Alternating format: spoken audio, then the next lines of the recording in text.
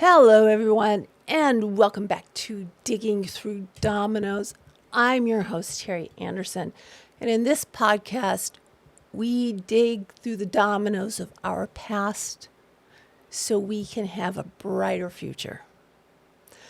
Today's topic actually came from an email I received, or a message I received, a DM from a woman. The message that I received on one of my Facebook pages, Digging Through Dominoes, asked or said, would love it if you would speak about how to correctly ask for help. I know you say to talk to a psychiatrist, but where do you start? With my 60 years of baggage, I'm your age with many of the same trauma and am diagnosed bipolar 1 and PTSD. It's kind of scary right there. But I feel I'm merely a drug experiment by doctors with never having been to therapy. Whoa. That sounds just like me. That's exactly how I felt. I felt before I found my perfect team for me,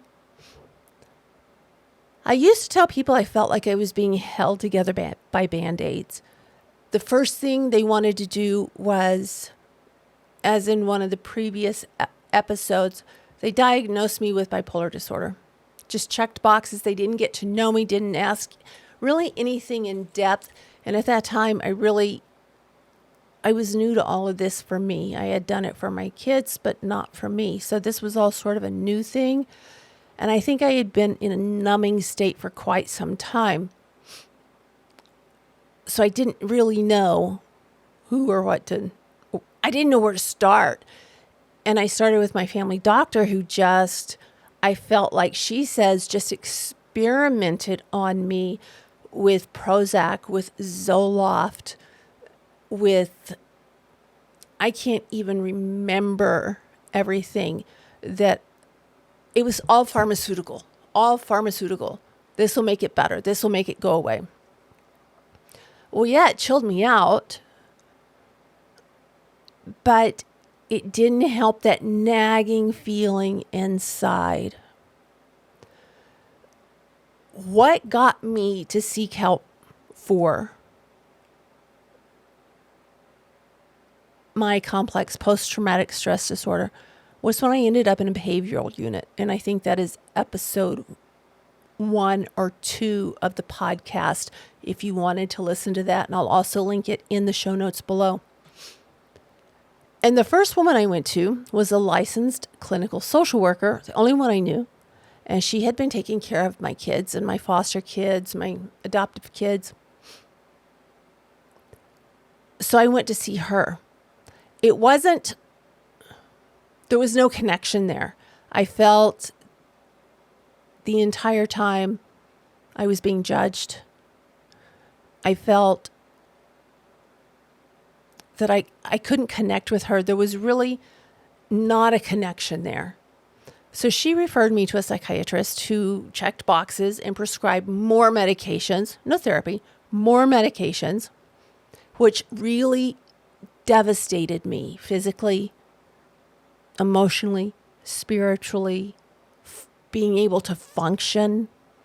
I feel just like this woman says, I felt like an experiment. They were just throwing meds at me. One of the meds made me gain like 50 pounds in 2 weeks. I mean, that's probably an exaggeration, but it was horrible, absolutely horrible. Another one put me into a state. I used to be a writer. I have to differentiate that from a motorcycle rider to more like an author. And when they put me on, I think it was lamotrigine, let's just go with the brand name Lamictal. all my creativity went away. I felt like a zombie. I felt like I was in a fog. all I did was sleep. It was horrible. Well, then that psychiatrist, I was seeing her. I didn't know any better. And I know a lot of you don't know any better because I feel, in my opinion, I am no doctor. I'm just a survivor of this insidious situation.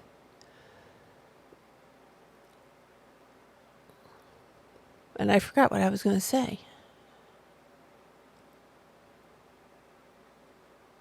I just felt like they were throwing medications at me.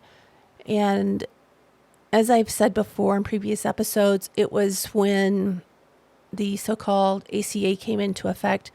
Doctors in private practice were jumping ship left and right, especially in the mental health field, in my experience, if they weren't with an established practice.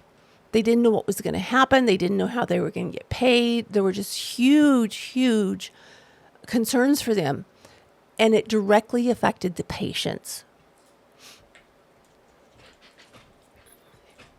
Oh, if you guys are watching this on video and you see like a little blurring on the screen, I dropped my vlogging camera when I was on a trip with my son, and I totally cracked the protective filter, and I can't get it off. So I'm waiting for the new one to come in. Just want to let you know. Anyway, she quit quite quickly and sent me to another psychiatrist who I saw for a few months. She quit, sent me to another psychiatrist who I saw for a few months. She quit.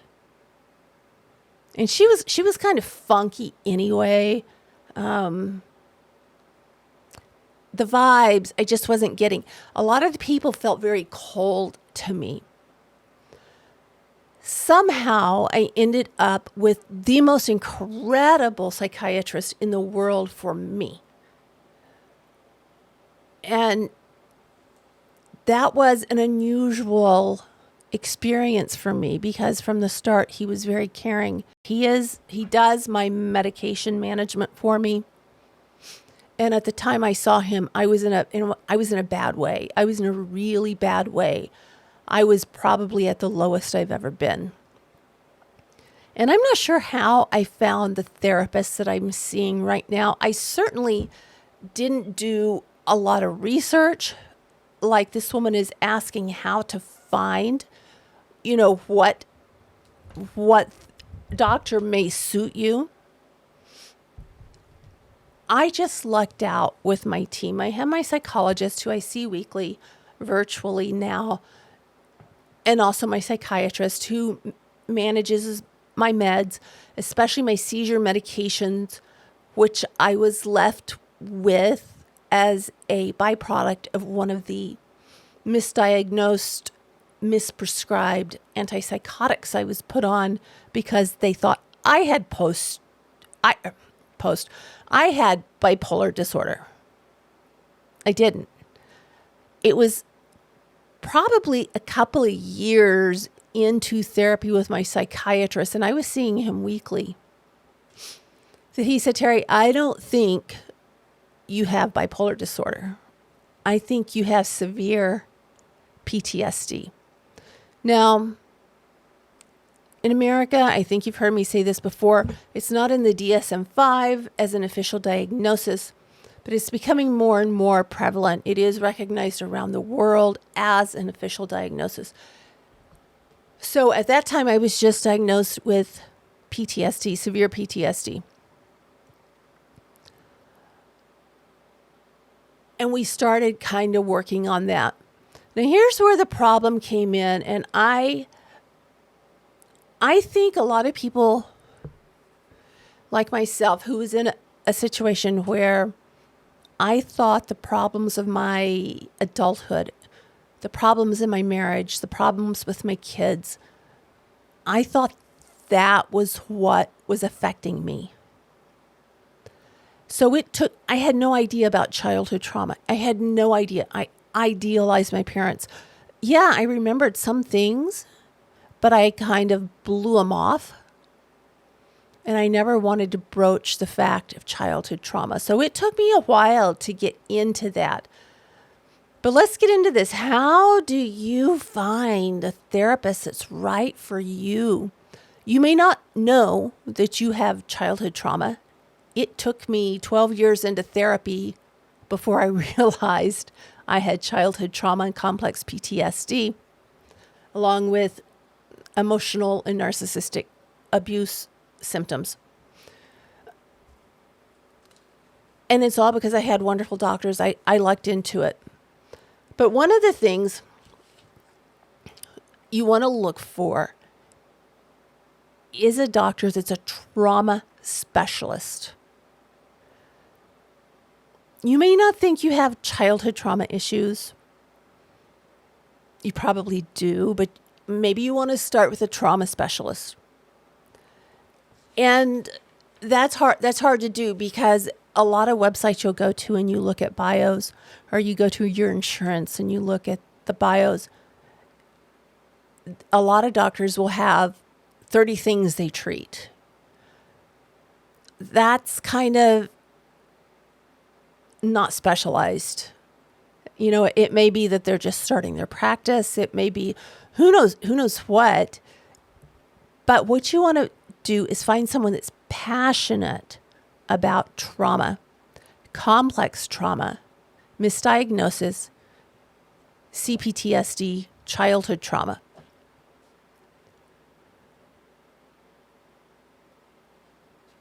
If a website says that they're trauma informed,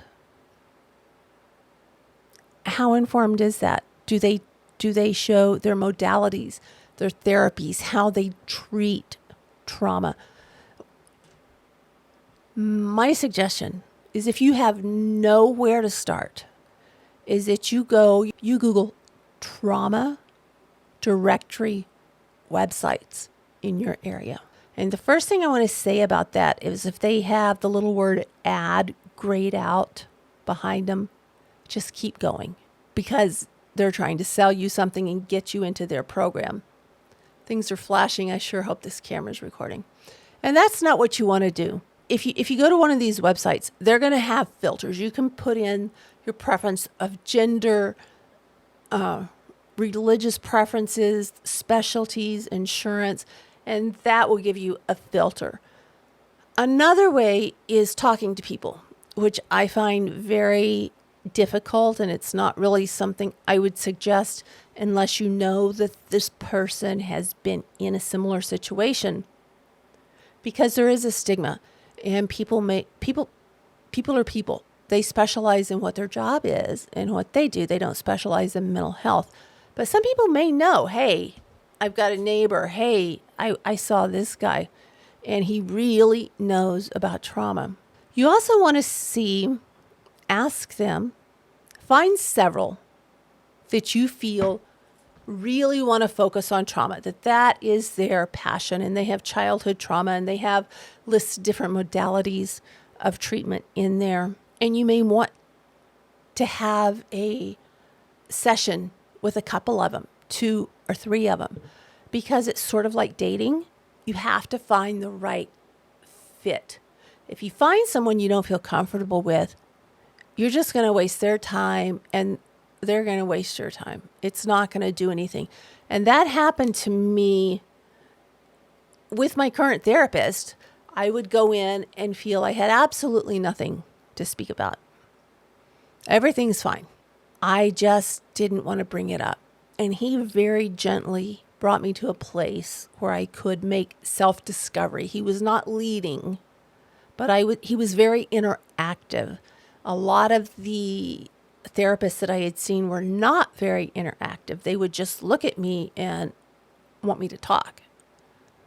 Well, I can talk in my bedroom for free. Why do I need to pay whatever the copay is to sit in here and talk to you if you're not going to help me? So you need to get a feel for the personality, if they click, or if you click, if they're interactive. And you want to ask them if they're up to date, or if they know of some of them. Ask them what some of the newer complex PTSD avenues, treatments, doctors are. And that would be something like if they know something about EMDR. EMDR, I'm going to read that in a minute. It's eye movement desensitization, eye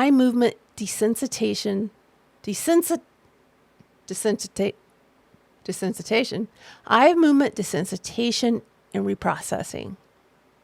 I have not done that, but I have heard, but I have not researched that works best with one specific traumatic event. You want to see if they know of the names Bessel, Kolk, Pete Walker, and what they know about the ACEs childhood trauma test. I scored 9 out of 10 on that test. It's a really good predictor of childhood trauma. Then you want to find out what their knowledge is and where that knowledge comes from. Is it purely academic? Is it purely from a scholarly perspective?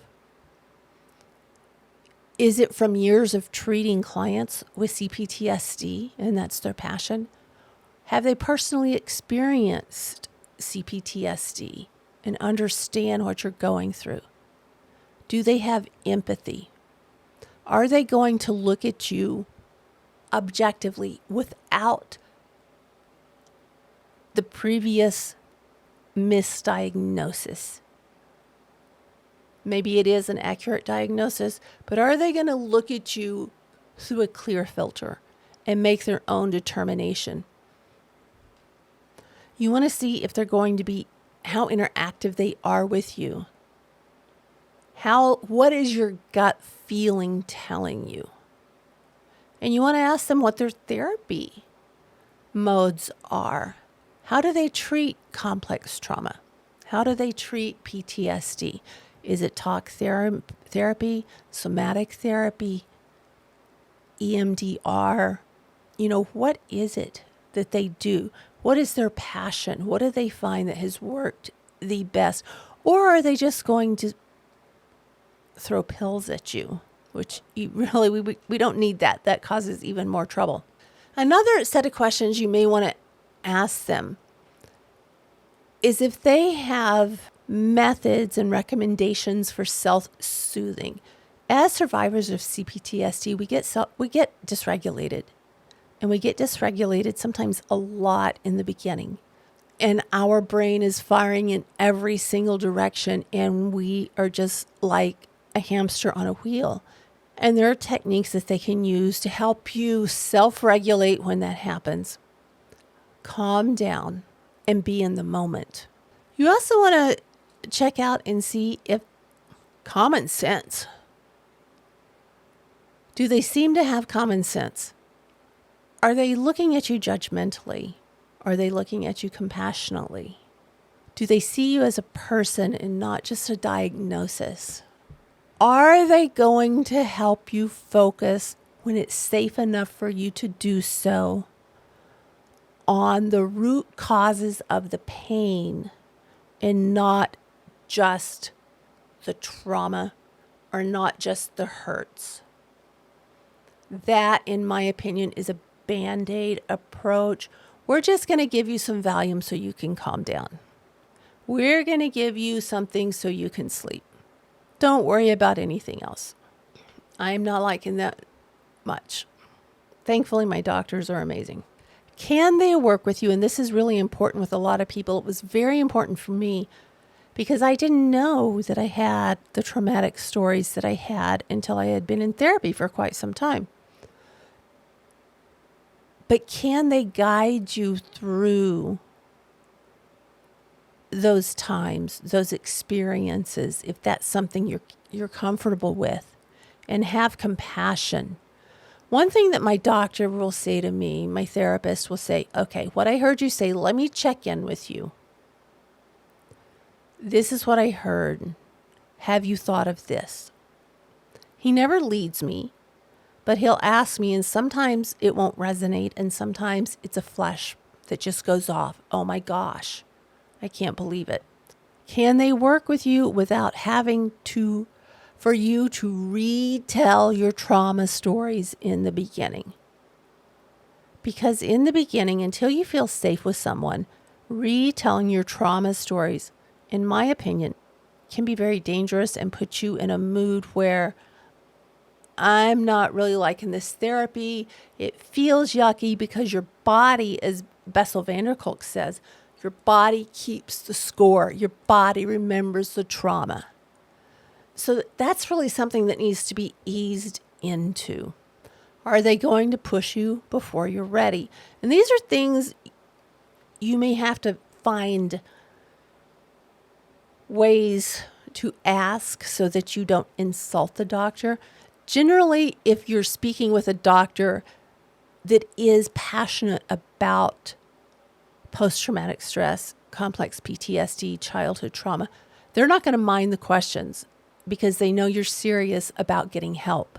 If you go the route of looking at website directories for trauma therapists, look them up, read their bios very carefully and very objectively.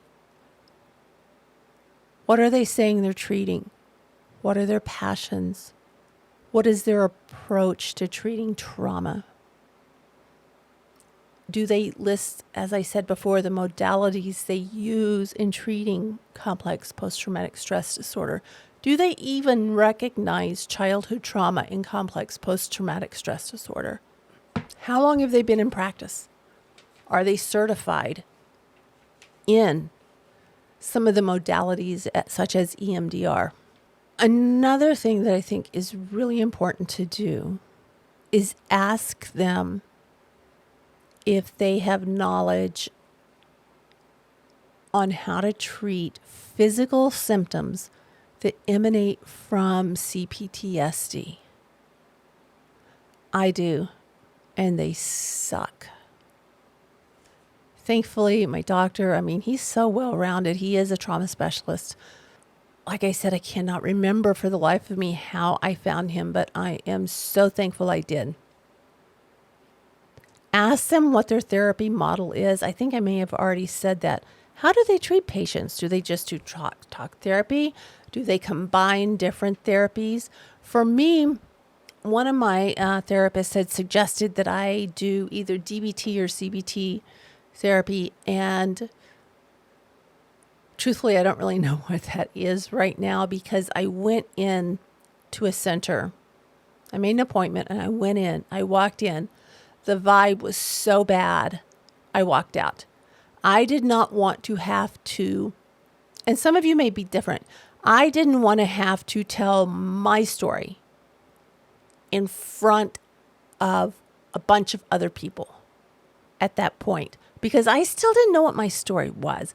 I think inside I kind of had a gut feeling what it was, but mainly I was thinking it was my marriage and it was my kids. I didn't realize the childhood part. Outwardly, inwardly, I know I did. Another point on asking them about their thoughts on medication. Medications can be very, very helpful in treating some symptoms so your body can calm down. We are already in a state of being hypervigilant all the time. Our on switch is on or it's off. And there are medications that are safe that will help you. You're dysregulated and it helps you regulate a little bit more. And let me look this up here. As I was saying, there are legitimate reasons for medication, especially in the beginning of treatment. Or when you get into treatment enough that you're really pulling up the dregs of the memories that have haunted you for so long and your body is just not knowing how to deal with it.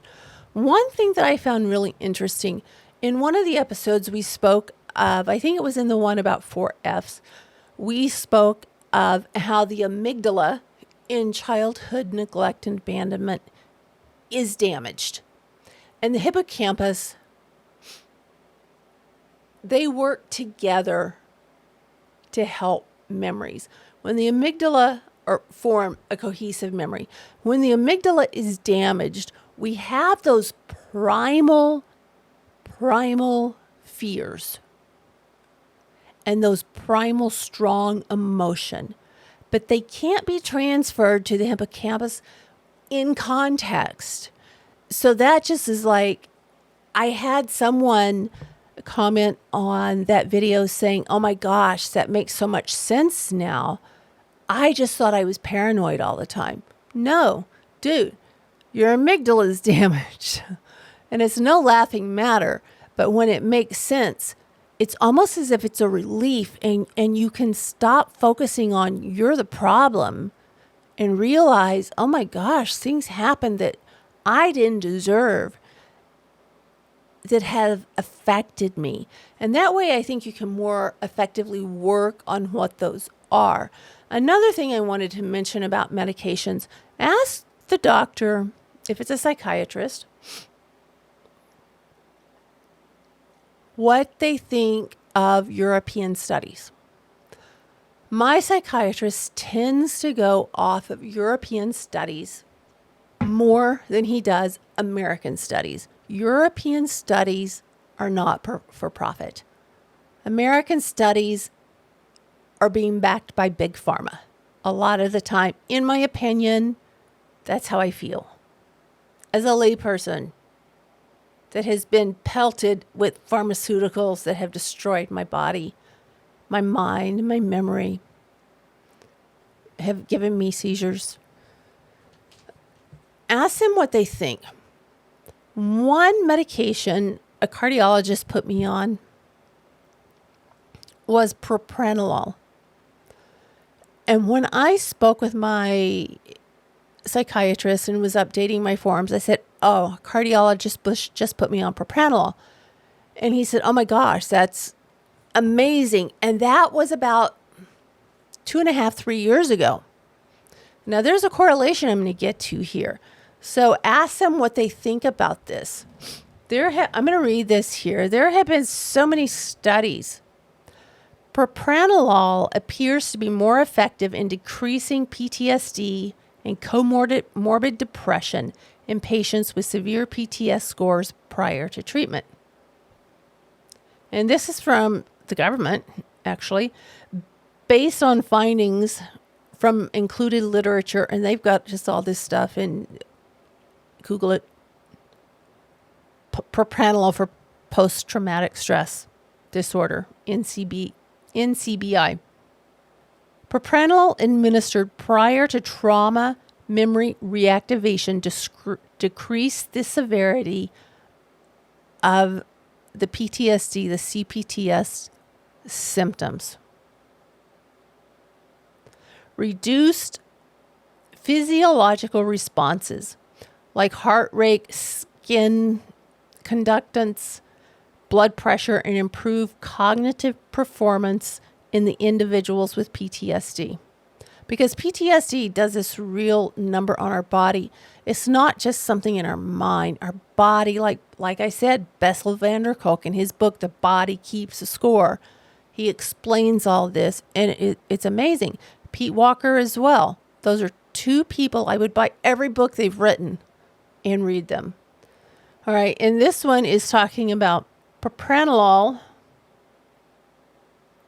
is one of the several protein synthesis inhibitors that have been used in animal studies to reduce the saliency of emotional memories.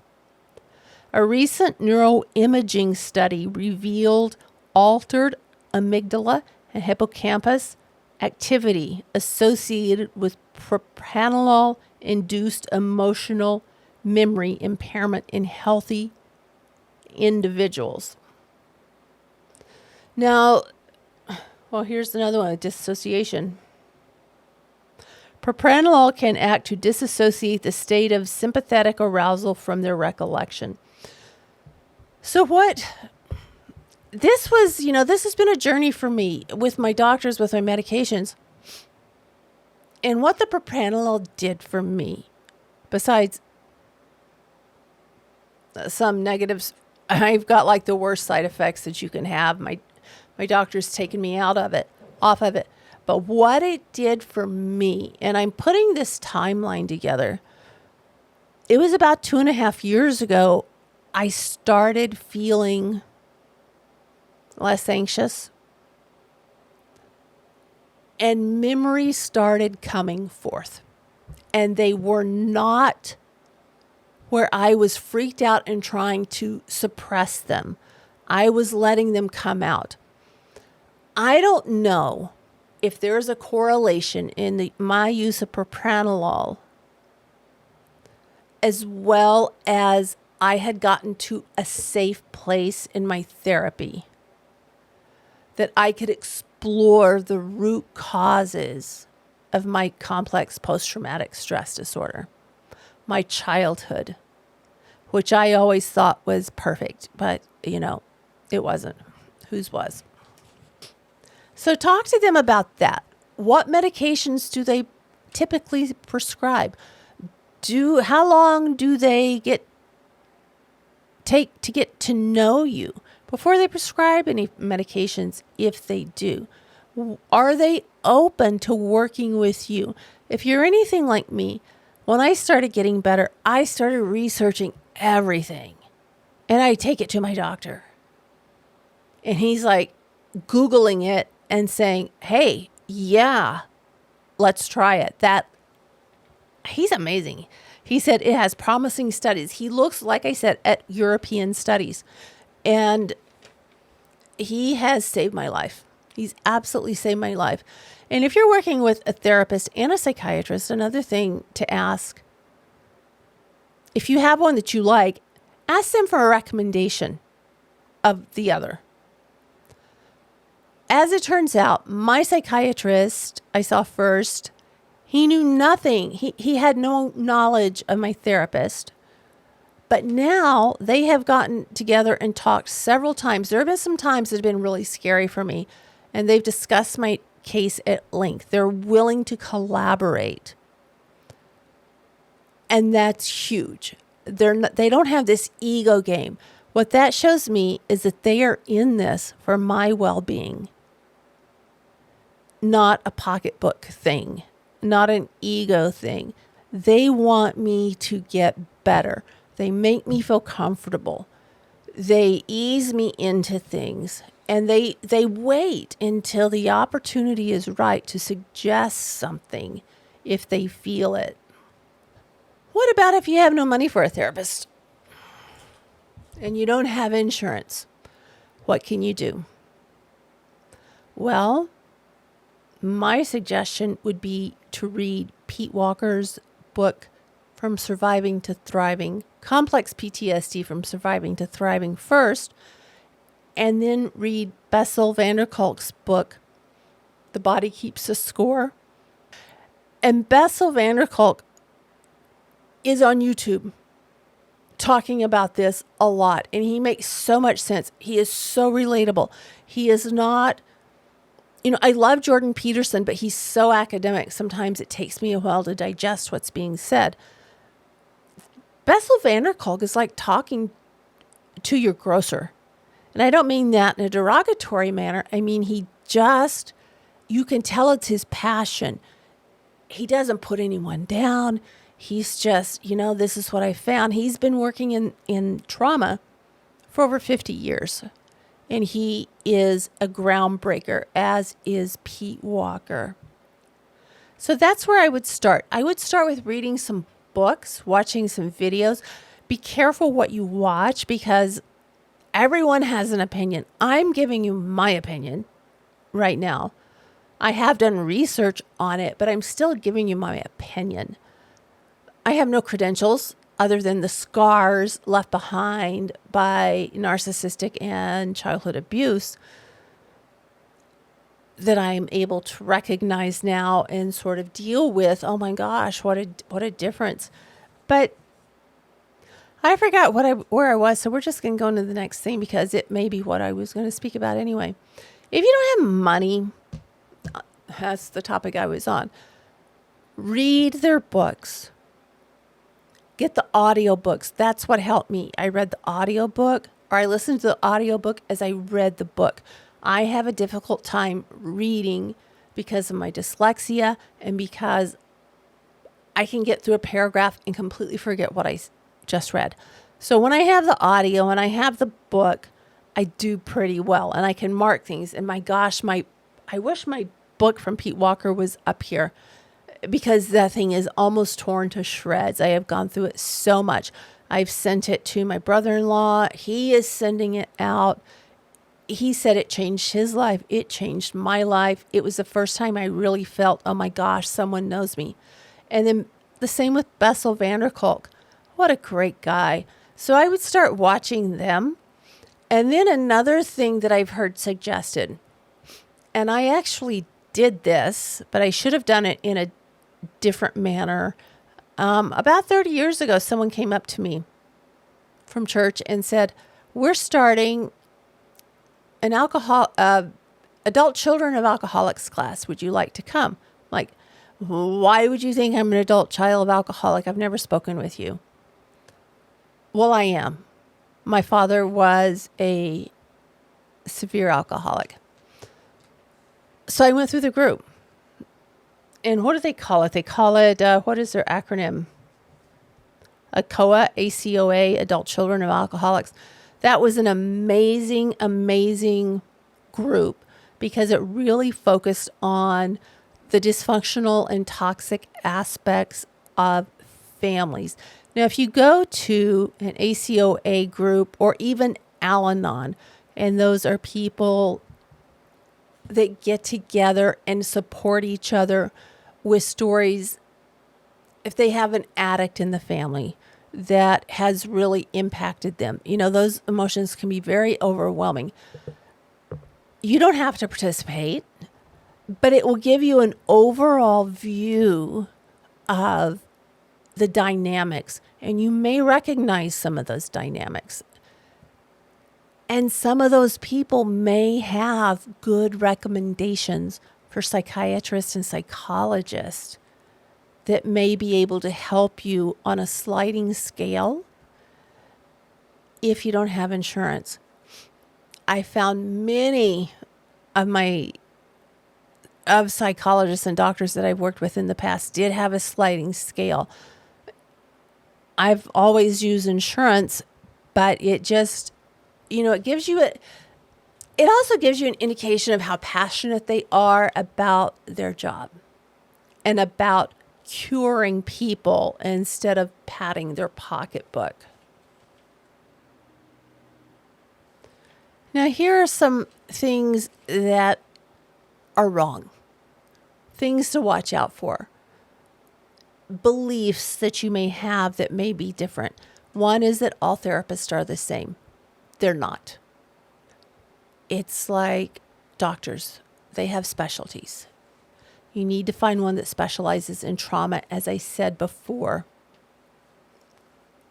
Therapy does work, but there are times you may have to take a slow walk into therapy. Speak to the therapist that you're choosing to interview about that you're really not sure what may lie beneath, but this is what you're dealing with now. And then when you get to that safe enough point, you can start delving into those things. You'll have a connection with your therapist that you feel safe enough to say, hey, my childhood doctor molested me. My dad was an alcoholic. My mother told me she was going to throw me out in the trash.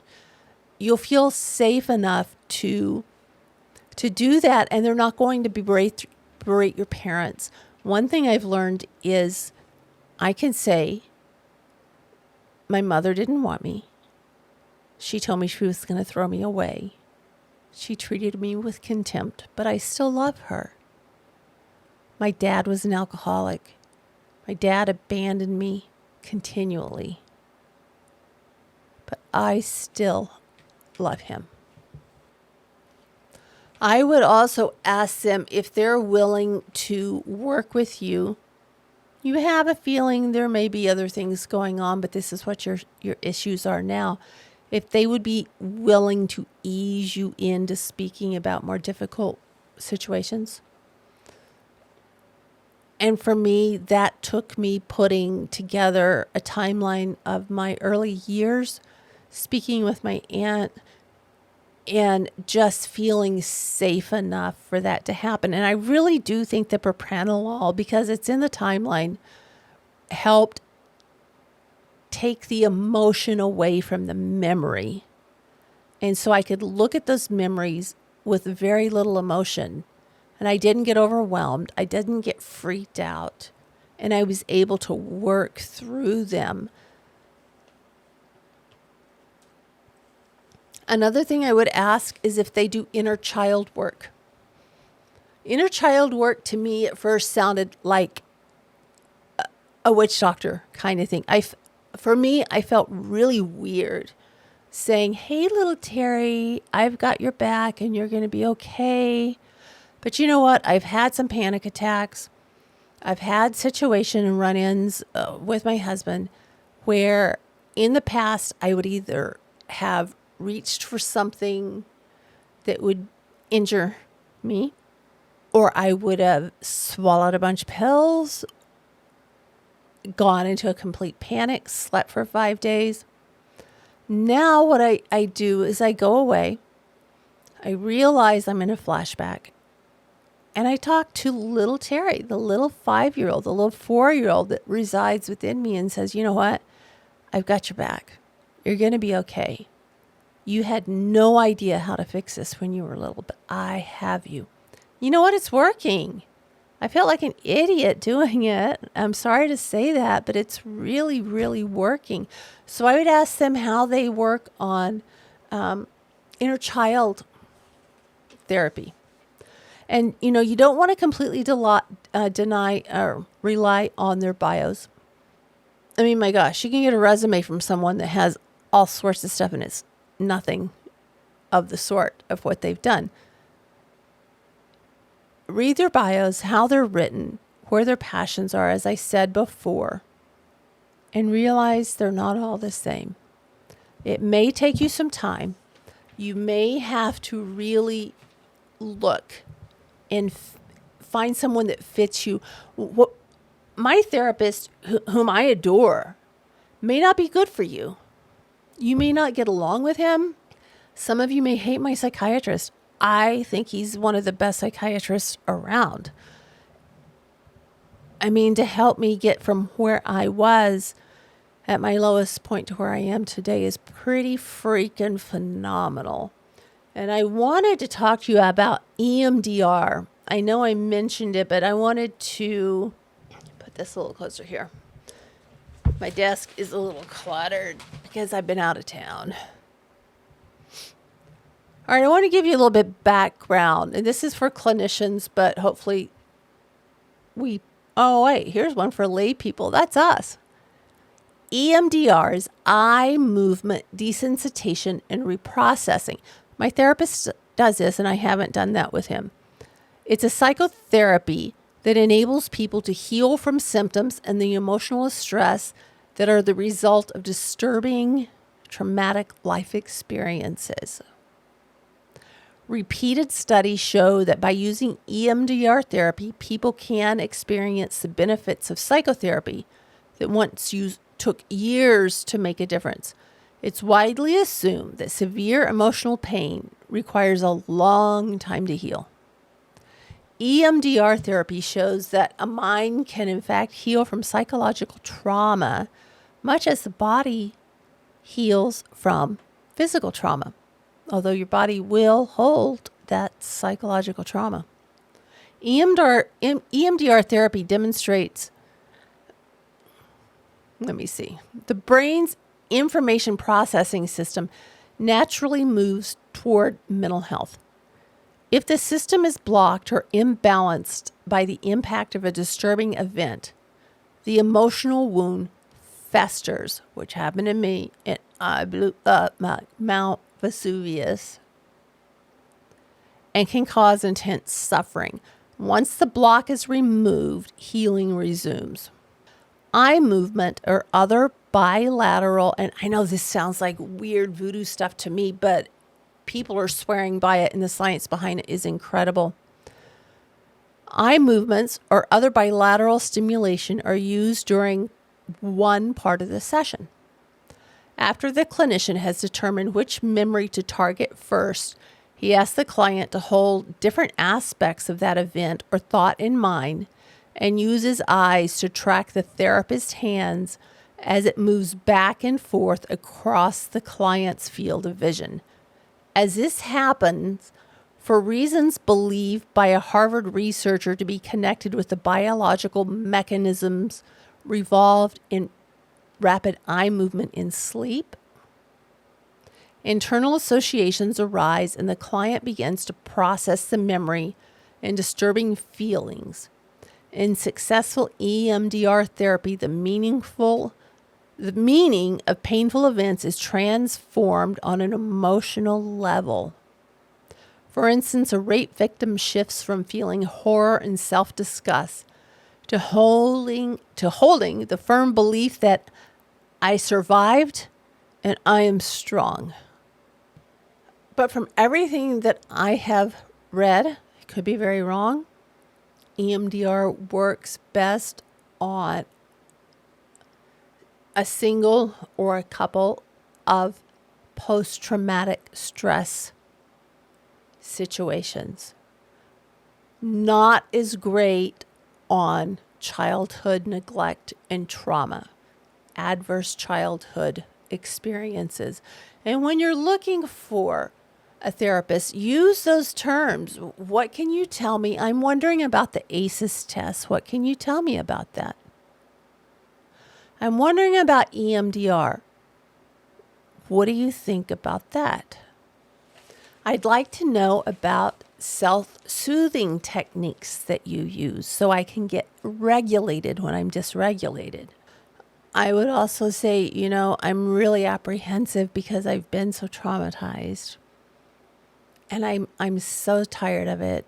Can you please reassure me with the extra training, the additional certifications you hold in treating trauma? You want to ask these questions, but you don't want to be disrespectful in any way. I think if you find someone that you think you can click with, give it some time. You have to remember, with everything that we've been through, we don't trust people. And gaining trust in a relationship with, especially a doctor, because you're going to be sharing your most vulnerable feelings, you need to feel safe. Trust your gut. Do your research. Have your sessions. Trust your gut. If you don't feel you're getting what you need, find another clinician. And I wanted to announce that I think what I'm going to start doing or try to do, I'm not going to promise right now on a weekly basis that I'm going to do this, but I'm going to, here and there when I can, I'm going to do fragmented Fridays like I did last Friday. I'll link that in the show notes below. And basically, it's just random stuff, funny, thought-provoking, whatever, that I happen to come across by unknown sources, mostly on the internet in the form of memes. They have helped me greatly. My last one that I did last Friday, published last Friday, people loved it. I think it was last Friday. I don't know when it was. But it says Fragmented Fridays. People really seemed to enjoy it. I got a lot of positive feedback in Facebook, on YouTube, direct messages, etc. Please drop some comments. Let people know you're there. Form a community because, we need to be supported by people that know what the heck we're dealing with. because a lot of people have no clue. All right, guys, signing off for now. I hope the video version is going to work okay. Hopefully the new parts will be in soon. Talk to you later.